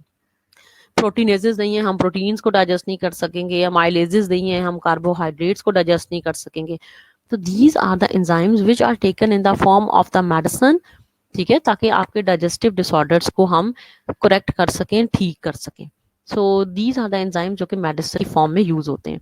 इसी तरह से देखो पेनक्राटिन, पेप्सिन, ठीक है, ये एंजाइम्स हैं जो कि हम यूज करते हैं, जिसकी वजह से आप डाइजेस्टिव डिसऑर्डर्स को क्योर कर सकते हैं। ठीक है, अगर कोई बाइल का इशू है, ठीक है, देखो बाइल पाउडर है वो हम लोग ले रहे हैं, अगर कोई बाइल का इशू है, बाइल नहीं सिक्रीट हो रहा, ठीक है, हमारी बॉडी में, या लाइपेजेस नहीं है, या पेप्सिन नहीं है, ट्रिप्सिन नहीं है, तो ये सारे enzymes in the form of medicine available होते हैं। ठीक है, तो हम इनको यूज करके डिजीज से बच सकते हैं। Second thing is for blood coagulation. ठीक है, urokinase and streptokinase are used for the lysis of the blood clots. Body में जो ब्लड क्लॉट्स बन जाते हैं, ठीक है, तो उसको रिमूव करने के लिए we have the enzymes urokinase and streptokinase. क्योंकि क्लॉट बन जाएंगे तो इसका मतलब है कि आपके तो ब्लड के फ्लो में इंटरप्शन आ जाएगी ना, ब्लड नहीं बाकी ऑर्गन्स में जाएगा, हार्ट अटैक होने के चांसेस, क्लॉट बनने के चांसेस बहुत ज्यादा हो जाते हैं। इसी तरह से thrombin is used for the formation of the clot to stop bleeding. इसी तरह से थ्रोम्बिन भी मेडिसिन की जी क्लास, जिन लोगों को इशू है, ऑडियो वीडियो इश्यूज आ रहे हैं, प्लीज रिकनेक्ट। एक्चुअली सिग्नल कोई प्रॉब्लम है, because I have also reconnected. मेरा भी एकदम से जो है ना वो इंटरनेट गायब हो गया था और मुझे कनेक्ट करना पड़ा। ठीक है, तो अगर कभी ऐसा हो जाए तो you guys have to wait for the 5 minutes. ठीक है, कम से कम तुम लोग 4-5 मिनट वेट किया करो तो स्क्रीन दोबारा जो है अपेयर हो जाती है।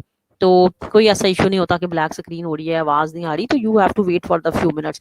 ठीक है, फ्यू मिनट के बाद कनेक्शन खुद ही रिस्टोर हो जाता है। तो sometimes there is some signal problem. ठीक है, जिसकी वजह से जो है आपको समटाइम्स स्क्रीन विजिबल नहीं हो रही होती है या आवाज कट के आ रही है। ठीक है, तो इन इश्यूज में आपका जो है ना वो प्रॉब्लम हो रहा है। एंड यू नो दैट ये you have all have the individual link which has been send by the admin to all of you. ठीक है, तो आपका लिंक सबका इंडिविजुअल होता है जो हम आपको भेजते हैं। ठीक है, तो इसका मतलब है आपके सबके पर्सनल जो है कनेक्शन में कोई प्रॉब्लम हो रही है। So coming towards the blood coagulation, enzymes have been used for the blood coagulation, for the lysis of the blood clots, as well as for the formation of the blood clot. So जी thrombin जो है वो clot बनाने के लिए use हो रहा है, और यूरोकाइनेज क्लॉट्स को ब्रेक करने के लिए यूज हो रहा है। So if you are able to listen me, so please text me. Okay, if you are able to listen me, please text me so that we can move forward to other. Okay. To increase the blood supply to the tissues, calocyarin is used for the impairment of the blood supply to the tissues, for example extremities and the heart. So calocyarin is basically used for the blood supply to the tissues. अगर tissues को blood supply proper नहीं मिल रही तो उसके लिए भी we have the enzymes which are used in the form of the medication, which are used in the form of the medicines, ताकि अगर आप आपके हार्ट को ब्लड सप्लाई नहीं मिल रहा, या और ऐसे ऑर्गन्स हैं, एक्सट्रीमिटीज हैं, ठीक है, which are far from the heart, there are certain tissues which are very far away from the heart, जिनको अगर ब्लड सप्लाई नहीं मिल रहा तो उसको पहुंचाने के लिए basically we have the enzyme kallikrein. इसके अलावा जी ऑइंटमेंट्स हैं, स्किन की जो ऑइंटमेंट्स हैं उसमें भी we have the plenty of the enzymes which had been used in the ointments to treat the certain skin disorders, for example in the form of the creams, in the form of the gels, in the form of the ointments. Enzymes can be used, and one of the enzymes which is example which has been given is the hyaluronic days. Hyaluronic days, as we have studied in the carbohydrate, that hyaluronic acid is the secret agent which prevent the entry of the bacteria into the skin. सो अगर ये bacteria की entry को prevent करता है तो मुझे बताओ, अगर कोई स्किन का इन्फेक्शन हो गया है किसी वजह से, तो फिर ये ऑइंटमेंट की एंट्री को भी प्रिवेंट करेगा ना हाइलुरोनिक एसिड। आपकी जो क्रीम, जो आप जैसे बेटनोवेट है, कोई भी आपकी क्रीम है, ठीक है, आप वो फेस पे लगा रहे हो, वो तो आपकी स्किन के डीपर लेयर्स में, टिश्यूज में कभी भी नहीं जाएगी, क्योंकि हाइलुरोनिक एसिड सीमेंटिंग एजेंट तो पहले ही वहां पे है, जो कि आपकी क्रीम को डीप लेयर्स में जाने ही नहीं देगा, तो क्योर कैसे होगा? ठीक है। तो इस वजह से क्या है कि जी आपके हमारे क्रीम्स में एक एंजाइम्स होता है, ऑइंटमेंट्स में एक एंजाइम होता है which is called as the hyaluronidase। ठीक है। तो hyaluronidase is the enzyme which is present in the skin ointments। ठीक है। तो it is present in the skin ointments, जो कि हाइलुरोनिक एसिड को ब्रेक करेगा, और ताकि आपकी जो भी कोई मेडिसिन है स्किन की, ठीक है, कोई बेटनावेट है, पॉलीफेक्स है, कोई भी आपकी कॉमन सी स्किन की क्रीम्स है, जो आप कोई फेशियल क्रीम्स अगर लगाते हो, ठीक है, तो उनमें भी ये एंजाइम प्रेजेंट होता है। ठीक है। कोई भी आप बीबी क्रीम्स वगैरह यूज करते हो तो उनमें भी प्रेजेंट होता है, क्योंकि ये प्रेजेंट होगा तो ये हाइलुरोनिक एसिड को ब्रेक करेगा और आपके डीप पेनिट्रेशन होगी आपकी स्किन में। ठीक है। एक्सट्रीमिटीज का मतलब यही है कि जो ऑर्गन्स विच आर या tissues which are far from the heart, जहाँ पे मुश्किल है ब्लड सप्लाई। देखो जैसे कि आपका पाँव है, foot, foot are the organs which are very far from the heart, जिसपे सबसे आखिर में ब्लड सप्लाई पहुंचता है। ठीक है। तो इसलिए कहते हैं कि आपको चलते रहना चाहिए, ताकि आपका जो है ना मूव करो, ताकि आपकी ब्लड की सर्कुलेशन हो। अगर आप बिल्कुल ही सेडेंटरी लाइफस्टाइल गुजार रहे हो तो नेचुरली भी पैरों को पाँव जो खून है वो बहुत लेट पहुंच रहा है, इस पे चलेंगे भी नहीं ना अगर, तो फिर ब्लड सर्कुलेशन और ज्यादा आहिस्ता हो जाएगी, और ज्यादा लो हो जाएगी। ठीक है। ज़ैनब अज़मत, तुमसे यही कहूँगी कि रिकनेक्ट कर लो जिनको आवाज़ नहीं आ रही अभी भी। ठीक है। क्योंकि हमारा चैप्टर तो कम ही रह गया। ठीक है। तो जी हमारे पास ऑइंटमेंट्स में मैंने तुम लोगों को बताया कि जी, मैं रिपीट कर देती हूँ कि स्किन की ऑइंटमेंट्स में जो है हाइलुरोनिडेज एंजाइम प्रेजेंट होता है। ठीक है। ताकि आपकी जो है ना डीपर पेनिट्रेशन हो जाए आपकी ऑइंटमेंट्स की। अगर डीप पेनिट्रेशन होगी ऑइंटमेंट्स की, तो उसकी वजह से फिर क्या होगा, अगर डीप पेनिट्रेशन हो जाएगी तो उसकी वजह से आपकी जो है ना वो कोई भी स्किन का इन्फेक्शन है वो ठीक हो जाएगा जल्दी। अगर आप स्किन सिर्फ ऊपर ही आप लगा रहे हो, स्किन के पेनिट्रेट नहीं कर रहे अंदर, आपकी स्किन के अंदर अगर पेनिट्रेट नहीं कर रही आपकी ऑइंटमेंट, तो फिर तो उसका कोई फायदा नहीं है ना, फिर तो इट इज यूजलेस। तो जब तक आपकी दवाई स्किन में एब्जॉर्ब नहीं होगी अच्छी तरह से, तो उसका तो फिर कोई फायदा नहीं है। अच्छा जी, अब है कि in the treatment of sprains, hematomas and thrombophlebitis,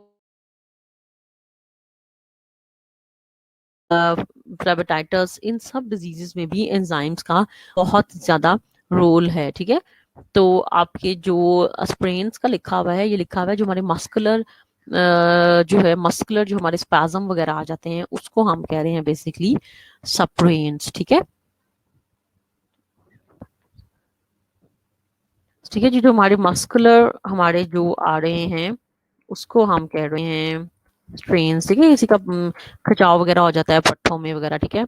तो इसकी वजह से, इसके अलावा जी है जी पे आपका जो है स्किन बहुत ज्यादा एकदम से कट्टी सी हो जाती है, हेमाटोमा समटाइम्स किसी इंजेक्शन के बाद। देखो अगर कोई एक स्किन में आपकी सिस्ट टाइप सी बन जाती है, हेमाटोमास। और इसके अलावा थ्रोम्बोफ्लेबाइटिस जो है, that is inflammation of the basically this is the basically inflammatory process that cause the blood clot to form in the veins। ठीक है। थ्रोम्बोफ्लेबाइटिस का मतलब ये है कि ये एक इन्फ्लामेटरी प्रोसेस है जिसके नतीजे में आपका जो ब्लड क्लॉट है वो वेन्स में बनना शुरू हो जाता है। और आपको पता है अगर वेन्स में क्लॉट्स बन जाएंगे तो अगेन क्या होगा कि जो हमारा ब्लड फ्लो है दैट विल बी इंटरप्टेड। ठीक है। तो ब्लड फ्लो जो है अगर इंटरप्टेड हो जाएगा तो ये मायोकार्डियल इन्फेक्शन का भी एक बहुत बड़ी वजह है। ठीक है। हार्ट अटैक की जो सबसे बड़ी वजह है ना, that is the formation of the clots. ठीक है, जो हमारे कोलेस्ट्रॉल के फैटी फूड आइटम्स के ज्यादातर बनते हैं। इस वजह से हमें डाइट में कोलेस्ट्रॉल को क्या करना है, रिड्यूस करना है, कम करना है। अच्छा जी, इसके बाद है जी ट्रिप्सिन एंड काइमोट्रिप्सिन। ठीक है, ट्रिप्सिन और काइमोट्रिप्सिन जो है ये नेक्रोटिक जो हमारे टिश्यूज है ना उनकी डिग्रेडेशन के लिए दोनों एंजाइम्स यूज हो रहे हैं, ट्रिप्सिन एंड काइमोट्रिप्सिन। ठीक है, तो नेक्रोटिक टिश्यूज की डिग्रेडेशन के लिए जो पस बन जाती है उसकी डिग्रेडेशन के लिए, एफ्यूजन के लिए, यानी कि उसको निकालने के लिए, अगर कोई भी आपके बॉडी में सेल्स में पस बन गई है, जाहिर है स्किन सरफेस पे पस बन गई है, ठीक है, कोई भी, तो उसको जो है इफ्यूज करने के लिए, ठीक है, नेक्रोटिक जो हमारे टिश्यूज हैं, ठीक है, उनकी डिग्रेडेशन के लिए जो है बेसिकली हीलिंग प्रोसेस के लिए बेसिकली जो है ना ट्रिप्सिन और काइमोट्रिप्सिन दोनों एंजाइम यूज हो रहे हैं।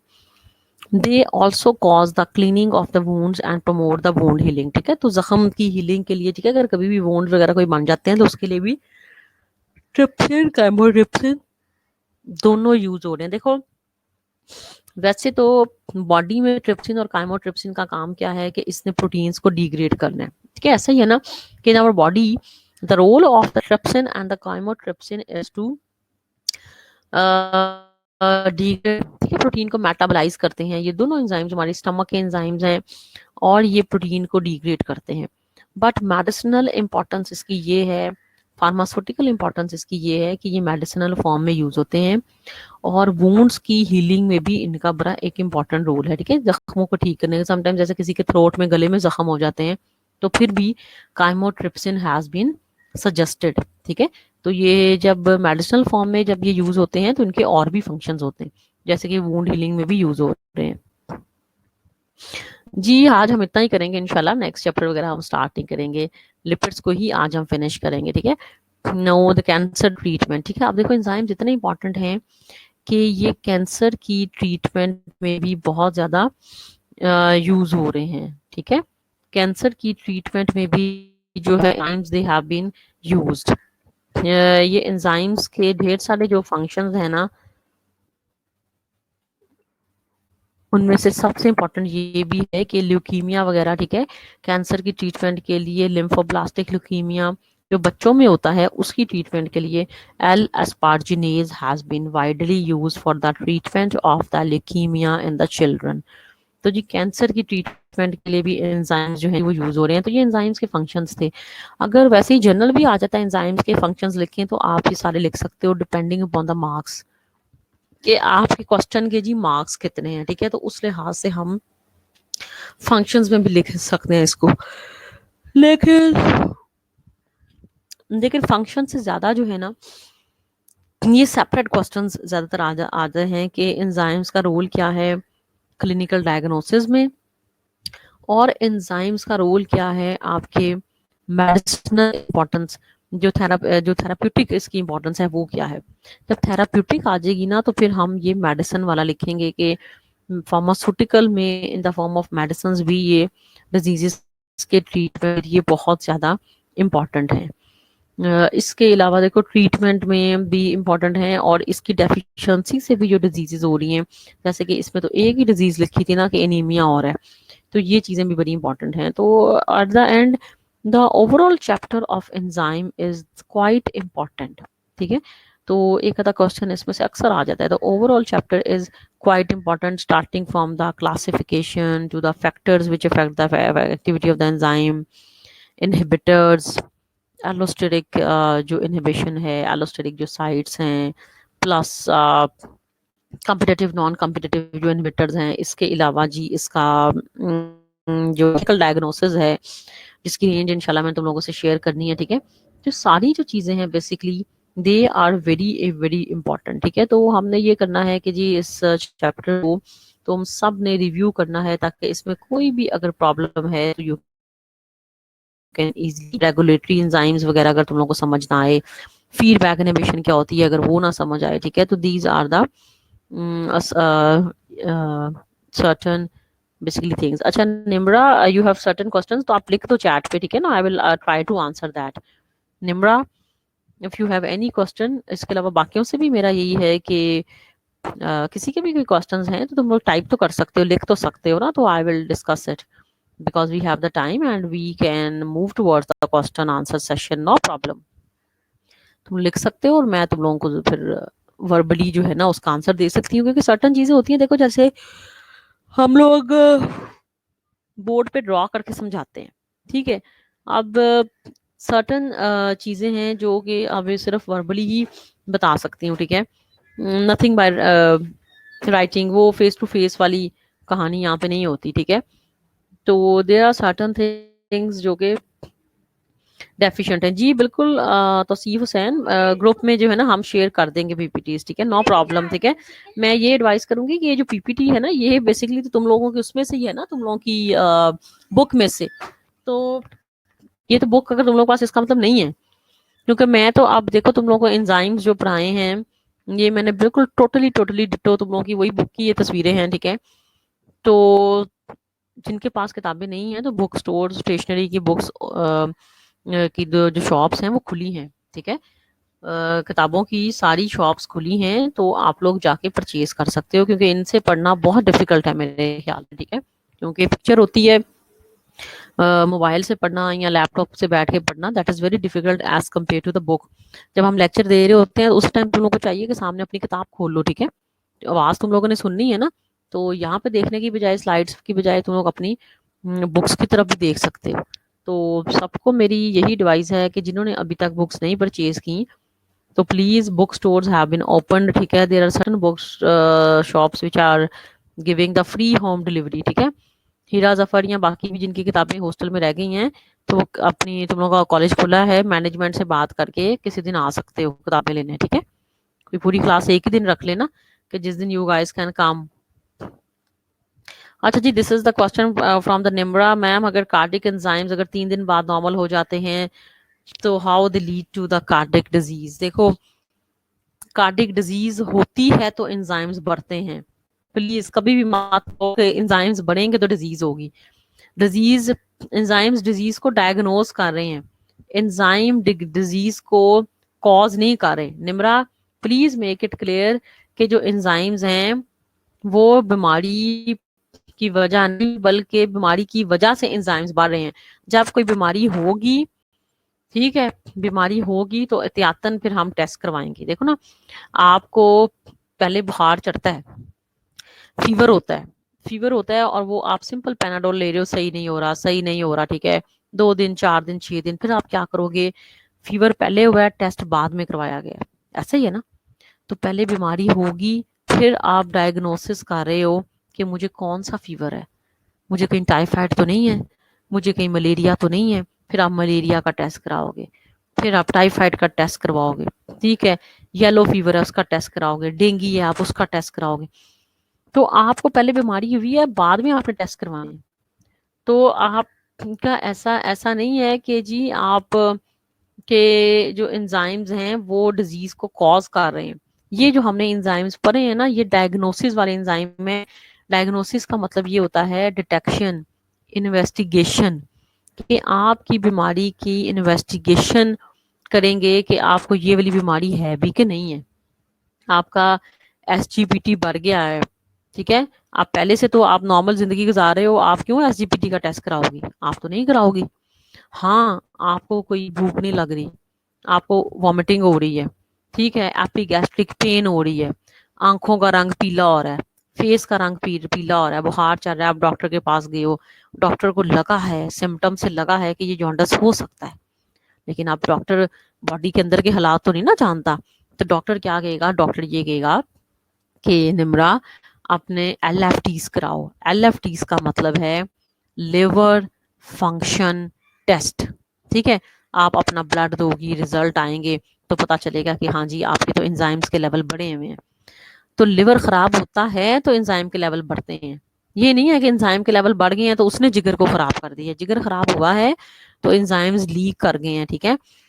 तो ये एंजाइम्स वजह नहीं है आपकी बीमारी की, एंजाइम्स जो है वो डायग्नोसिस में हेल्प कर रहे हैं, ठीक है। कि लिवर की बीमारी हुई है तो आपकी जो है ना जी वो एंजाइम्स के लेवल्स बढ़ गए हैं, ठीक है। देखो, कट लगेगा तो ब्लीडिंग होगी, ठीक है। ऐसा नहीं है कि जो है ना कि जो है हो रही थी ब्लीडिंग, तो आप समझ रहे हो कि जी अब ये इस कट की वजह से हो रही है, कट लगेगा तो होगी। तो इस वजह से ये है कि अगर लिवर खराब होगा तो लेवल्स बढ़ेंगे, अगर लिवर नॉर्मल है तो एंजाइम्स के लेवल क्यों बढ़ेंगे? एंजाइम्स लेवल कभी भी नहीं बढ़ेंगे। तो एंजाइम्स का काम ये है कि इसने डायग्नोसिस करना है, ठीक है। तो एंजाइम्स का जो रोल है दैट इज इन द ये डायग्नोसिस, इसमें ऊपर लिखा भी हुआ है कि enzymes in clinical diagnosis. Diagnose मतलब होता है किसी चीज को इन्वेस्टिगेट करना, डिटेक्ट करना, दरियाफ्त करना, ठीक है। तो ये बीमारी को इन्वेस्टिगेशन में हेल्प कर रहे हैं। कॉजेटिव एजेंट नहीं है। कॉजेटिव एजेंट तो वायरस है। हेपेटाइटिस किस वजह से हो रहा है? हेपेटाइटिस तो हो रहा है वायरस की वजह से, हेपेटाइटिस HCV, ठीक है। हेपेटाइटिस C वायरस की वजह से हो रहा है। वायरल इन्फेक्शन हुआ है जिसने बीमारी को कॉज किया है। उस बीमारी की वजह से जो जिगर के एंजाइम थे उनकी अमाउंट डिस्टर्ब हो गई है, वो बढ़ गई है, ठीक है। तो अब मेक इट क्लियर कि जो है ना कि एंजाइम्स ने बीमारी को कॉज नहीं किया है। हाँ, कुछ तरह के एंजाइम ऐसे हो सकते हैं कि जिनकी जब देखो एंजाइम बीमारी को कॉज कब करेंगे? जब उनकी डेफिशिएंसी हो जाएगी। जैसे मैंने बताया है कि लैक्टेज की जब डेफिशिएंसी हो जाएगी बॉडी में, जब नहीं बन रहा, तो लैक्टोज डाइजेस्ट नहीं होगा, ठीक है। इसी तरह से सुक्रेज अगर आपकी बॉडी में बाय बर्थ उसकी डेफिशिएंसी है या किसी भी वजह से उसकी डेफिशिएंसी है, तो सुक्रोज को वो मेटाबोलाइज नहीं कर सकता, ठीक है। तो इस वजह से एंजाइम्स जो है when they are deficient in our body, ठीक है, जब इनकी डेफिशिएंसी होगी तो उसकी वजह से डिजीजेस हो सकती हैं। But it is not like that enzymes are the causative agents of the diseases. Enzyme can only lead towards the disease when they are deficient in our body, and I am telling you that mostly this deficiency is the genetic congenital congenital disorder होते हैं, ठीक है। ये deficiency by birth होती है 90% cases में, ठीक है। तो एंजाइम्स की डेफिशिएंसी की वजह से डिजीजेस हो सकती हैं, और एंजाइम्स जो है वो डिजीज को डायग्नोस कर रहे हैं, ठीक है। डिजीज का कॉज तब बनेंगे जब ये डेफिशिएंट है हमारी बॉडी में, ठीक है। इसके अलावा कोई और तरीका नहीं है कि enzymes are causing the disease, they are only causing the disease when they are deficient. So I think it is clear to the Nimra जिसका क्वेश्चन था, ठीक है, एंजाइम्स के बारे में। The second thing is someone जो स्टूडेंट्स जिनके पास बुक्स वगैरह नहीं है, so I advise them to either जिन्होंने परचेज नहीं की हुई तो they can purchase the books और they can contact your the management, ठीक है। इफ दे एग्री तो you can go and bring back your books. So it is all about the enzymes, ठीक है। इसमें जो डायग्नोसिस है, जो एंजाइम्स का use of the medicine, these are two different terms, ठीक है। जो मेडिसिनल इंपॉर्टेंस है, जो थेराप्यूटिक इंपॉर्टेंस है, दैट इज डिफरेंट, एंड जो डायग्नोस्टिक इंपॉर्टेंस है एंजाइम्स की, that is different. And I will also share with you the normal ranges of these enzyme, normal limits of these enzymes, ठीक है। So this was all about the today's lecture of the enzymes. I hope कि तुम लोग को समझ आया होगा, and still if there are certain things which is unclear and which is not clear, you may ask any time from me, ठीक है। Chat पे भी पूछ सकते हो, इसके अलावा जो ग्रुप है उसमें भी तुम लोग टेक्स्ट कर सकते हो, ठीक है, रिगार्डिंग एनी प्रॉब्लम। लेकिन पूछोगे तब ही जब आप इसको गो थ्रू करोगे, ठीक है। So we have the whole week, ठीक है। Next class is on definitely Thursday. So अगले थर्सडे में पूरा वीक है, तो उसमें आप कम से कम एक पूरा चैप्टर जो है वो रिव्यू कर सकते हो, रिवाइज कर सकते हो, so that if you are unable to understand certain terminologies, you can simply ask me in the next lecture and we can proceed forward, ठीक है। We can only move forward when you have a good idea of the previous topics, when you have a good command over the previous lectures. If you don't have the command on the previous lectures, we can never move towards the next topic. So any of you guys have any question regarding the enzymes, you can simply write to me on the chat, ठीक है, and I will going to answer. किसी को भी आज के lecture में से अगर कोई प्रॉब्लम है तो you guys can simply ask me, and I'm again telling you कि classification, enzyme की diagnostic importance, enzyme की medicinal importance, all of these terms are very important, and plus inhibition, competitive, non competitive, ठीक है। ये सारी चीजें जो है जी ये बहुत ज्यादा important है।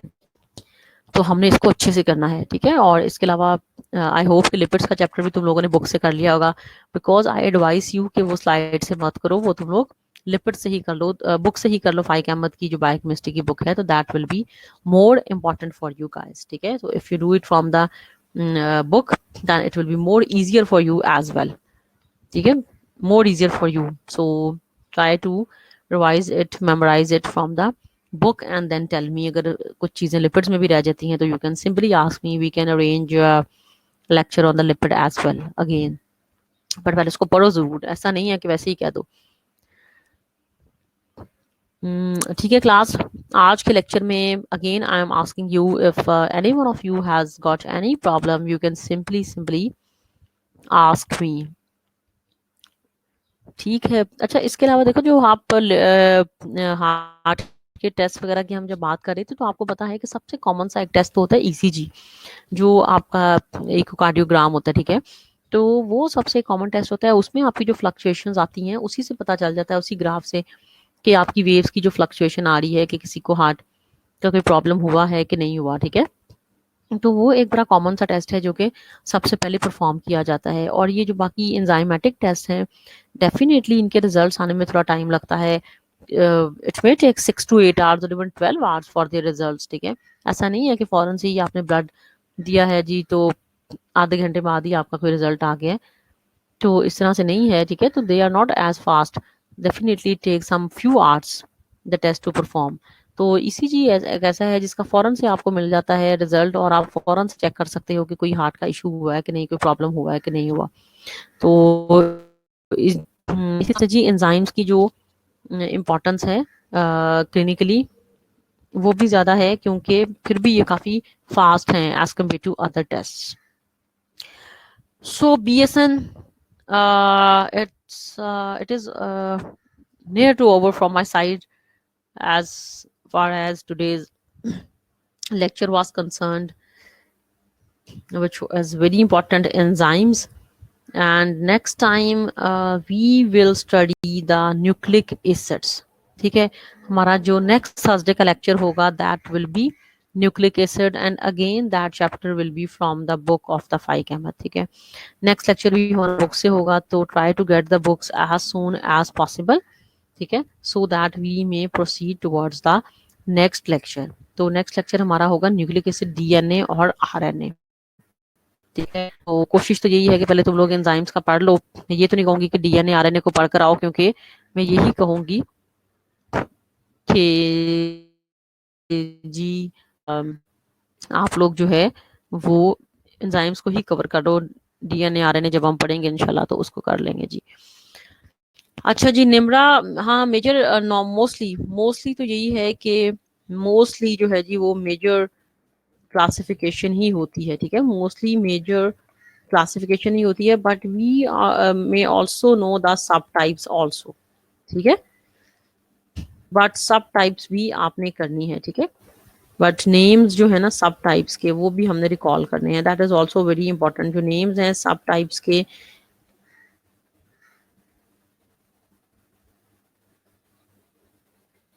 हमने इसको भी याद जरूर करना है, ठीक है। तो सब टाइप्स के कम से कम नाम तो होने चाहिए ना, कि ये ऑक्सीडोडिरेक्टेज की 4 सब टाइप्स हैं, ट्रांसफरेजेस की 5 सब टाइप्स हैं, ठीक है। तो वो बहुत इजी है, कम से कम नाम याद रख लो। जो हर एक एग्जांपल दी हुई है, जो रिएक्शंस हैं, आई नो कि वो थोड़े से मुश्किल तुम लोगों को लग सकते हैं, ठीक है, जो रिएक्शंस हैं वो डिफिकल्ट लग सकते हैं, but naming is very easy, ठीक है। तो miscellaneous enzymes I will suggest कि छोड़ दो, बट जैसे कि ऑक्सीडोडिरेक्टेज, ट्रांसफरेज और जो हाइड्रोलेजेस हैं ना, इनकी जो सब टाइप्स है ना वो तुम लोग लाजमी कर लो, ठीक है। तो सब टाइप्स हम लोग उसके रेफरेंस में भी आ सकती हैं, शॉर्ट आंसर क्वेश्चंस में भी आ सकती हैं कि right the subtype of the oxidoreductase, 2 number का सवाल आ जाता है, ठीक है।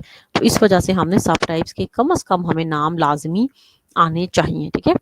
तो सब टाइप्स के नाम हमने लाजमी याद रखने हैं, ठीक है जी। और निम्रा और इसके अलावा किसी और का भी क्वेश्चन है तो यू कैन आस्क, ठीक है, वी हैव टाइम, और इसमें हम क्वेश्चन आंसर्स का सेशन रख सकते हैं।